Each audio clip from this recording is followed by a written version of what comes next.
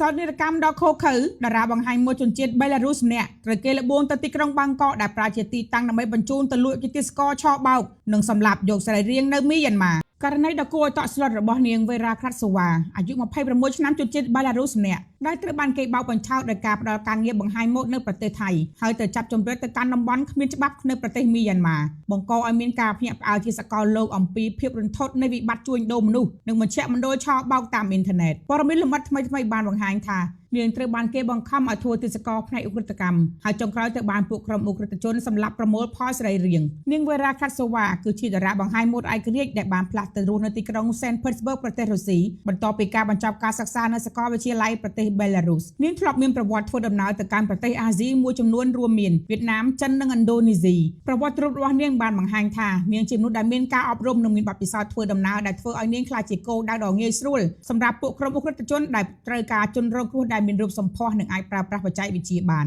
យោងតាមរបាយការណ៍របស់សារព័ត៌មានបរទេសរួមទាំង Daily Mail និង Chosun English នាងបានធ្វើដំណើរទៅកាន់ទីក្រុងបាងកកប្រទេសថៃកាលពីខែមុនបន្ទាប់ពីទទួលបានសារទំនាក់ទំនងផ្ដល់ជូនការងារបង្ហាញម៉ូដក្រៅម៉ោងក្រុមប៉ូលីសមីយ៉ាន់ម៉ាបានបញ្ជាក់ថាការតាក់ទងដំបូងនេះមិនមែនមកពីទីភ្នាក់ងារបង្ហាញម៉ូដនោះទេប៉ុន្តែជាក្រុមឧក្រិដ្ឋជនដែលមានបំណងលបួងនាងតាំងពីដំបូងនៅពេលទៅដល់ប្រទេសថៃនាងត្រូវបានអង្គការឧក្រិដ្ឋកម្មក្នុងស្រុកចាប់ជំរិតភ្លាមហើយនាំយកទៅកាន់តំបន់ភាគខាងជើងនៃប្រទេសមីយ៉ាន់ម៉ាតំបន់នេះជាមជ្ឈមណ្ឌលប្រតិបត្តិការឧក្រិដ្ឋកម្មតាមអ៊ីនធឺណិតខ្នាតធំដែលត្រូវបានដំណើរការដោយការខុបខិតគ្នារវាងក្រុមឧក្រិដ្ឋជនចិននិងកងជីវពលក្នុងតំបន់មីយ៉ាន់ម៉ានៅទីនោះនាងត្រូវបានដកហូលីខិតឆ្លងដែននិងទូរស័ព្ទចល័តនាងត្រូវបានគេបង្ខំឲ្យចូលរួមក្នុងសកម្មភាពឧក្រិដ្ឋកម្មតាមអ៊ីនធឺណិតនិងទទួលការវាយដំនិងគំរាមកំហែងការងារចម្បងដែលនាងកាត់សូវ៉ាត្រូវធ្វើគឺការឆោបោកស្នេហាដោយតម្រូវឲ្យនាងបង្កើតទំនាក់ទំនងជាមួយបរិសុទ្ធអ្នកមានដើម្បីជំរិតទារប្រាក់ពីពួកគេរបាយការណ៍ជាច្រើនស្ដីពីមជ្ឈមណ្ឌលឆោបោកទាំងនេះបានបង្ហាញថាជនរងគ្រោះត្រូវបានបង្ខំឲ្យបំពេញកូតាប្រាក់ចំណេញគោលដៅ